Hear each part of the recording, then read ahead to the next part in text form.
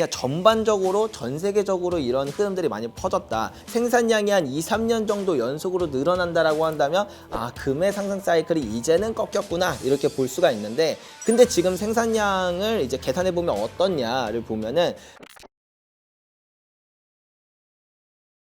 아니 대표님, 그 작년에도 사라고 했는데 올해도 또 사라. 아직 상승 사이클의 중반이다. 더 많이 오를 거다. 지금 이런 말씀이시잖아요. 네, 지금 벌써 저희 이제 스태프분들이 지금 지금 막 사고 계세요.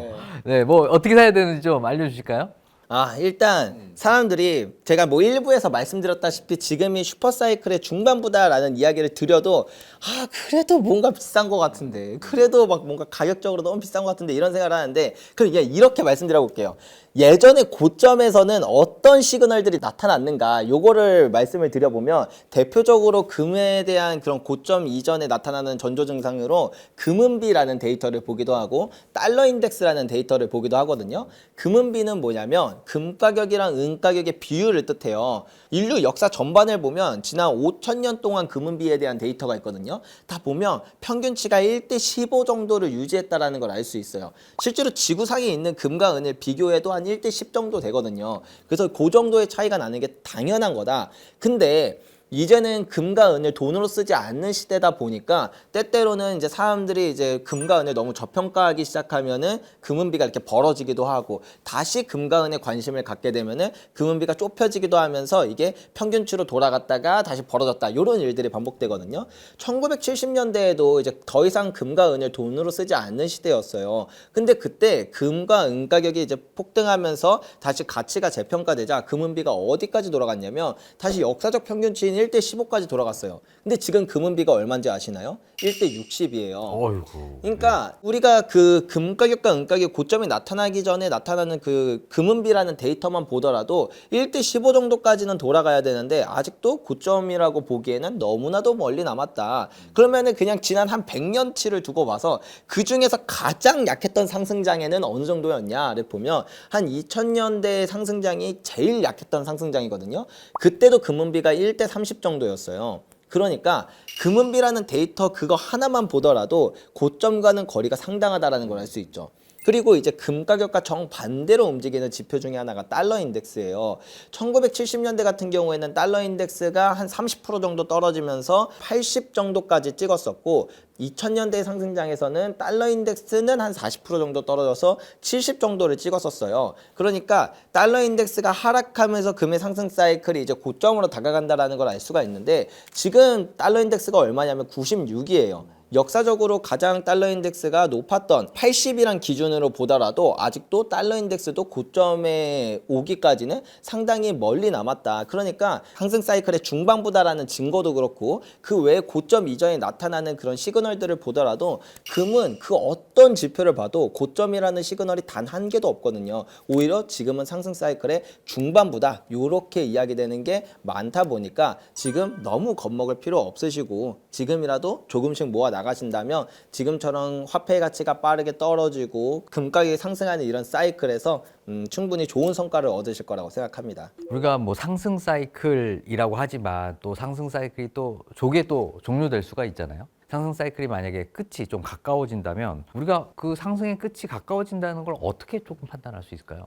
일단 아까 말씀드렸던 그런 금은비나 이제 달러 인덱스 같은 걸 보면서 최대한 보수적으로 보면은 아, 그러면은 금은비도 한 30 정도 지나면은 뭐 역사적으로 가장 약했던 상승장에서는 그 정도까지도 찍었으니까 이번에도 상승장이 만약에 약하게 끝났다라고 한다면 요 정도일 수 있겠구나, 이렇게 바라볼 수도 있고요. 아니면 좀 더 확실한 건 제가 일부에서 말씀드렸던 것처럼 금은 이 상승 사이클이 만들어지는데 큰 요소가 되는 게 바로 공급적 특성이에요. 공급이 줄어들면서 슈퍼 사이클이 시작됐다라는 건 명백한 사실이고, 근데 이제 반대로 공급이 올라가기 시작하면서 이제 상승 사이클이 꺾이게 되거든요. 보통 이제 공급이 한 2년, 3년 정도 이제 연속으로 늘면은 상승 사이클이 아예 꺾여 버리는데 2008년부터 이제 저점을 찍고 2009년, 10년, 11년 이렇게 공급이 늘어나면서 2011년에 금이 고점을 찍었었다라는 걸 알 수가 있었고요. 1970년대에도 보면은 1978년에 저점을 찍고 79년, 80년 이렇게 공급량이 늘어나니까 1980년에 이제 고점을 찍고 금 가격이 내려왔었다. 1940년대도 이제 마찬가지고요. 그렇게 생산량이 한 2, 3년 정도 연속으로 늘어난다라고 한다면 금의 상승 사이클이 이제는 꺾였구나 이렇게 볼 수가 있는데, 근데 지금 생산량을 이제 계산해 보면 어떻냐를 보면은 이제 금 가격이 올라가니까 이제 금광 기업들이 채굴을 늘리려고 이제 개발 투자를 하고 있습니다. 일부에서 말씀드렸던 것처럼 금은 캘려면 시차가 10년 정도 걸려요. 이제 시작한 애들은 10년 뒤에 금이 나온다는 거죠. 근데 이제 조금 일찍 시작한 금강 기업들도 있어서 개발 타임라인을 쭉 깔아보면 가장 빠른 데가 한 2029년 정도가 돼요. 그때 나오는 금강 기업이 워낙 조그만한 금강 기업이다 보니까 그게 실제로 생산량에는 큰 영향을 주지 않을 거라고 생각을 하는데, 제 예상 외로 많이 된다라고 친다면 대략 2029년, 2030년 이렇게 연속으로 생산량이 늘어나면서 대략 2030년쯤이 고점이겠구나 요렇게 알 수가 있죠. 그래서 결국 우리가 그냥 뭐 여러 가지 지표를 볼 수 있지만 한 가지 지표만 본다고 한다면 생산량이라는 지표를 보고 그게 최소 2년 연속 좀 드라마틱하게 상승하는 모습이 나타났다. 그러면 이제 이제 상승 사이클이 끝났구나 이렇게 보시면 되고, 바꿔 말하면 이제 이게 무슨 말이 되냐면 한 2030년까지도 생산량이 막 못 는다. 그러면 이 상승 사이클이 우리가 예상한 것보다 훨씬 더 크고 길게 가는 사이클일 수 있다. 이렇게 판단을 하는 게 맞아요. 자, 그래서 일단 공급을 유심히 좀 살펴보고, 금은비가 지금 현재 1대 60인데 1대 30 정도로 좁혀지면 약간 좀 고민을 좀 해보고, 달러 인덱스가 지금 96인데 한 80 정도는 80 정도까지 이렇게 많이 가치가 하락할 때, 그때가 이제 금값이 많이 올라갈 때니까 그때가 이제 고점이지 않을까 이런 말씀을 주신 거죠. 자, 금 가격이 여전히 출렁거리지만 지금 하방 경직성이 그래도 좀 큰 자산이잖아요. 그런 이유가 있나요? 원래는 금이 그런 자산은 아니었어요. 금이 이제 각광을 받기 전에는 가격이 한번 상승하면 다시 제자리로 돌아오는 일이 한 10중에 7번 정도는 됐거든요. 근데 요즘에는 가격이 상승하면 한 3분의 1조차 안 떨어지고 거기쯤에서 이제 횡보를 하다가 다시 상승하는 이런 모습이 나타난다. 이게 방금 말씀해 주셨던 것처럼 하방 경직성이 되게 강해진 모습이 나타났다라고 볼 수 있는데, 이게 왜 그러냐라고 하면 구조적인 매수세가 어디선가 나타나고 있어서 그런 거거든요. 그렇게 막 큰 손들이 구조적으로 매수세가 어디서 나타나는가? 결국 중앙은행들의 매수세라고 볼 수 있어요. 최근 들어 이제 중앙은행들이 여전히 사상 최고치 수준의 금매입을 이어나가고 있다. 근데 이게 옛날에는 중국, 러시아처럼 미국과 좀 적대국에 있으니까 우리가 보유하고 있는 달러 이거 너무 불안한데 금으로 바꿔야겠다라고 생각했었다라면, 이게 이제는 적대국뿐만 아니라 그냥 전반적으로 전 세계적으로 이런 흐름들이 많이 퍼졌다. 이제는 미국이라는 국가가 그 달러의 독립성을 완전히 지켜주지는 않는구나라는 걸 느끼면서 이제 다양한 그런 중앙은행들이 이제 금을 많이 사모으기 시작했는데, 대표적으로 뭐 폴란드를 두고 보면 폴란드가 이제 작년에 거의 100톤 가까이 금을 샀습니다. 근데 이게 얼마나 많이 산 거냐면 전 세계 중앙은행들이 금을 순매수한 양이 일반적으로는 한 200톤에서 300톤 정도 돼요. 근데 폴란드만 100톤. 혼자서 1년에 100톤을 살 정도로 엄청나게 많이 샀고, 올해는 150톤을 사겠다고 공식적으로 선언을 했거든요.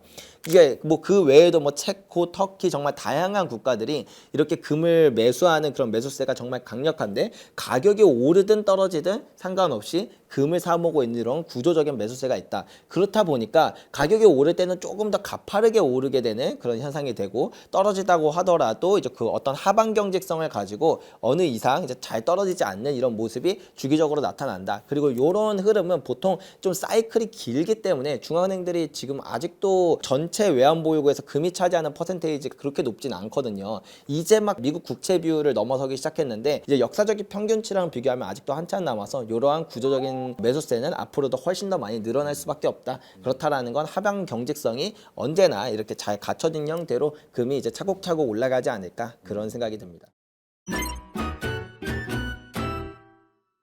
아니, 폴란드가 100톤을 샀다고요? 150톤. 와, 많이 사네요. 아무래도 뭐 주변에 이제 전쟁, 우크라이나 바로 옆에 있다 보니까 이런 지정학적인 리스크나 불확실한 상황 때문에 금을 더 선호하는 것 같은데, 이게 결국에는 금 상승에 좀 유리한 환경이다 이렇게 해석하면 되는 거겠죠. 네, 이제 결국엔 우리가 역사를 배워보면은 지금 금이 왜 오르는지에 대한 것들이 너무 명확해요. 금이 오른다라는 건 사람들이 화폐에 대한 신뢰가 흔들리기 때문에 금이 오르는 거거든요. 흔히 많은 사람들이 잘못 알고 있는 건 뭐냐면, 화폐가 많이 발행되면 화폐에 대한 신뢰가 떨어질 거라고 생각해요. 근데 그게 그럴 때도 있지만 그렇지 않을 때도 많습니다. 예를 들어서 이 세상에 딱 10개밖에 없는 차가 있었어요.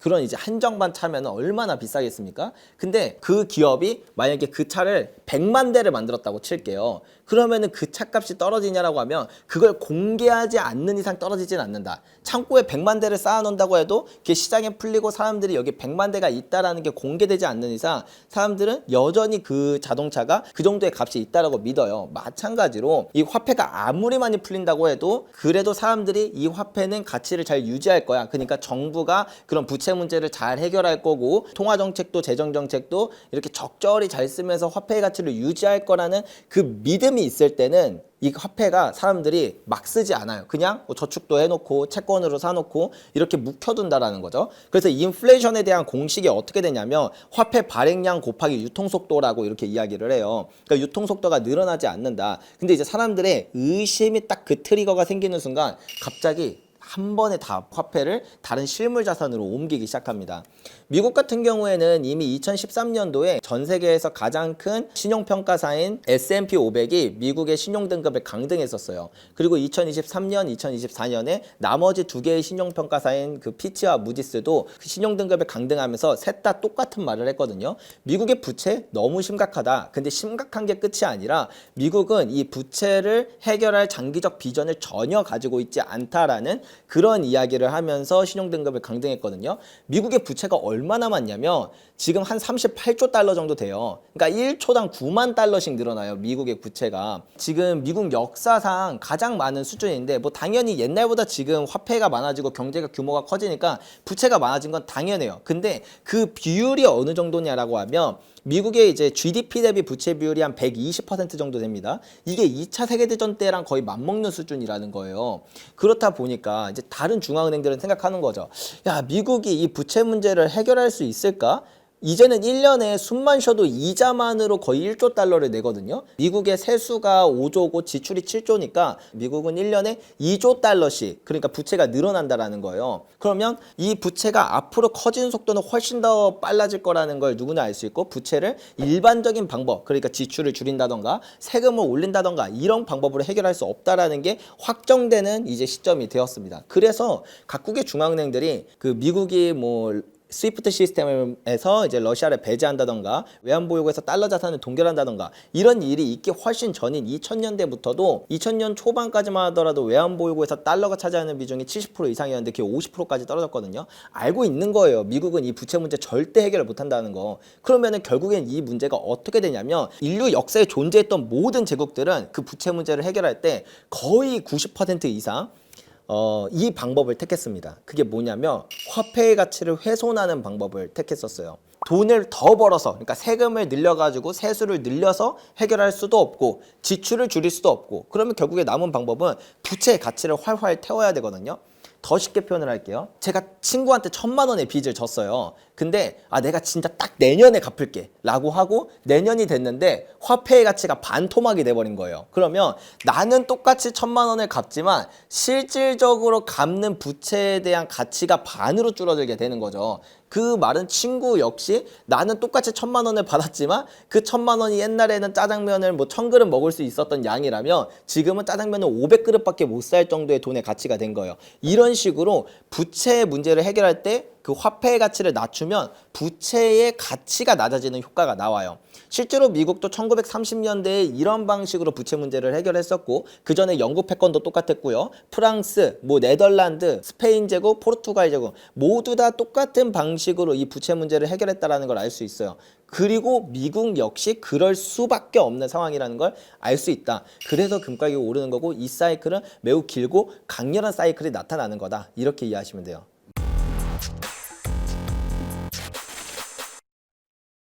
자, 그래서 지금 금이 오르고 있는데, 자, 뭐 중앙은행들이 폴란드 뭐 100톤, 우리나라도 지금 예전에 2011년도, 13년도에 네. 샀죠. 네. 지금도 사고 있나요? 일단 2011년, 12년, 13년에 이제 30톤, 30톤, 40톤을 사서 100톤을 샀었고, 그대로 쭉 안 사다가 요번에 이제 금을 한 번 더 살 생각이다라는 얘기를 저도 들었기 때문에 우리나라가 그런 선택을 한 건 참 박수 쳐주고 싶다. 왜 그랬냐면 지금 우리나라는 전체 외환보유고에 금이 차지하는 퍼센테이지가 1%밖에 안 돼요. 유럽 국가들 보면은 대체로 한 50% 이상이거든요. 저는 그럴 거라고 생각하지 않지만 만약에 미국이 우리나라한테조차 달러를 무기처럼 쓴다면 우리는 외환보유고의 99%를 뭐 물론 거기에 이제 달러만 있는 건 아니지만 거의 대부분의 외환보유고가 동결당할 수도 있는 그런 리스크가 있는 거다. 그렇기 때문에 외환보유고를 좀 더 다변화해야 된다라는 측면에서 금을 담는 건 아유 정말 박수 쳐주고 싶다. 하지만 여기서 이제 한 가지 쓴소리를 하자면 요번에 산다고 했던 게 그 ETF를 산다라고 이야기를 해요. 지금 우리나라에 있는 그 100톤도 런던에 있거든요. 근데 잘 생각해 보면 지금 독일 같은 경우에는 뉴욕에 보관된 금도 다시 본국으로 송환하겠다고 하고 가지고 갔어요. 그 남아 있는 것도 다 가져가겠다고 하고 프랑스나 네덜란드 다른 국가들도 이제 자기네들이 원래 가지고 있었던 보관하고 있었던 금들을 본국으로 송환하려는 이런 움직임들이 많이 나타나거든요. 이게 왜 그러냐면 신뢰가 자꾸 흔들려서 그래요. 그래서 이게 비슷한 시기가 언제였냐라고 하면 1968년이거든요. 이때도 프랑스가 이제 먼저 미국에 맡겨놨던 금을 본국으로 송환하면서 다른 국가들도 이제 연달아 가져가게 되고 금 가격이 1970년부터 26배나 폭등하고 나서야 이 상황이 안정화가 됐어요. 지금도 사실은 그런 전체적인 맥락에서 그 시기랑 되게 비슷한 상황이다. 그렇기 때문에 금을 사는 것도 좋은데 그걸 어떤 식으로 보유하느냐 그것도 되게 중요한 시점이라서 저는 이제 뭐 보관도 유통도 불편하지만 우리나라가 우리 금 좀 가져오면 좋지 않을까 그런 생각도 들더라고요. 그래요. 중앙은행들이 ETF 같은 금융상품으로 금을 매입하는 게 아니고 실물금을 이렇게 꼭 사는 이유가 혹시 좀 정리를 하자면? 결국에는 금이라는 자산은 가격이 오를 이유가 없는 자산이에요, 원래. 근데 그럼에도 불구하고 가격이 오른다라는 건 신뢰가 정말 크게 흔들리고 있었다라는 증거거든요. 우리가 대부분 투자하는 상품들은 신뢰에 의존해요. 그러니까 나의 어떤 잘못과 전혀 상관없이 거래 상대방에 대한 그런 리스크를 가지고 있다. 주식도, 채권도, 뭐 부동산도 대부분 다 가지고 있어요. 근데 금은 아무런 거래 상대방 위험이 없기 때문에 사람들이 누군가를 온전히 신뢰할 수 없는 시대로 갈수록 아무도 신뢰할 필요가 없는 자산으로 돈이 이동하게 된다는 거예요. 근데 이제 여기서 금은 통제받지 않기 때문에 가치가 있는 건데 이 통제받지 않는 자산을 어떠한 기관이나 시스템이나 혹은 국가의 통제 안에 있는 형태로 보유를 한다는 건 그거는 조금 본질과 안 맞는 방법이 될 수도 있겠죠. 그래서 뭐 그냥 결국엔 이런 극단적인 이야기를 하는 이유는 이제 극단적인 상황이 나올 거라서가 아니라 금 가격이 오르는 시기가 대체로 원래 좀 극단적이다. 그렇다 보니까 그런 부분들까지도 최대한 해지해 놓는 게 어떻겠냐라는 그런 의미에서 이제 금을 우리나라도 실물로 보여야 하는 게 어떻겠냐라고 생각을 하는 거고 그래서 사실 불편하잖아요. 왜 미국에 안전하게 잘 보관되어 있는 금을 독일이 본국으로 어렵게 그 배로 몇 번이고 실어 날려서 그렇게 하겠는가 이런 것들이 그런 이면이 있어서 그렇다 이렇게 생각하시면 될 것 같아요. 중앙은행의 금 매입은 결국에는 뭐 중장기 트렌드를 우리가 미리 읽어볼 수 있는 뭐 신호다라고 말씀을 주셨는데 그럼 개인 투자자 입장에서 이런 중앙은행들의 이런 움직임 좀 어떻게 활용할 수 있을까요? 중앙은행들이 그렇게 먼저 생각을 한다라는 건 뭐 중앙은행들 중에서 어디도 우리나라 화폐 망했어요라고 얘기하는 중앙은행은 없어요. 아직까지 화폐 되게 튼튼하다라고 하는데 그들이 하는 말을 보지 말고 그들이 하는 행동을 보자. 그러니까 돈은 거짓말하지 않잖아요. 중앙은행들이 돈을 어디다 가장 많이 쓰는가 보면은 다 금 사는 데 쓰고 있어요. 예, 최대한 화폐를 청산하고 누군가의 빚, 카운터파티 리스크에 있는 자산들을 청산하고 카운터파티 리스크가 없는 금으로 이동하고 있는 이런 큰 흐름을 보면서 결국 패러다임의 변화가 어떻게 바뀌고 있느냐 세계화에서 탈세계화로 바뀌고 있고 달러화에서 탈달러화로 바뀌고 있는 이런 거대한 흐름을 바라보면 결국에 귀결되는 게 인플레이션과 금 이 두 가지로 귀결된다는 걸 우리가 이해하면 이 사이클이 뭔가 단기간에 최근 들어서 뭐 어떤 이슈 때문에 뭐 금리나 이슈 때문에 폭등한다 뭐 지정학 이슈 때문에 폭등한다 물론 그게 단기적으로 가격에 영향을 준 건 맞지만 결국 이 사이클이 만들어진 건 이 중요한 본질적인 이유가 있어서 그렇구나 이런 걸 이해해 보는 데 도움이 될 거라고 생각이 듭니다. 일반인 분들은 금 시세라는 게 딱 정해진 거라는 착각 속에 살아요. 그렇다 보니까 백금, 금, 은, 구리 어떤 게 투자 가격을 포함해서 어떤 걸 투자하는 순서대로 하는 게 좋을까요? 내가 4년 뒤에 눈 뜰 자신이 있다. 진짜 죽어도 안 팔고 4년 뒤에 눈 뜰 자신이 있다라고 하면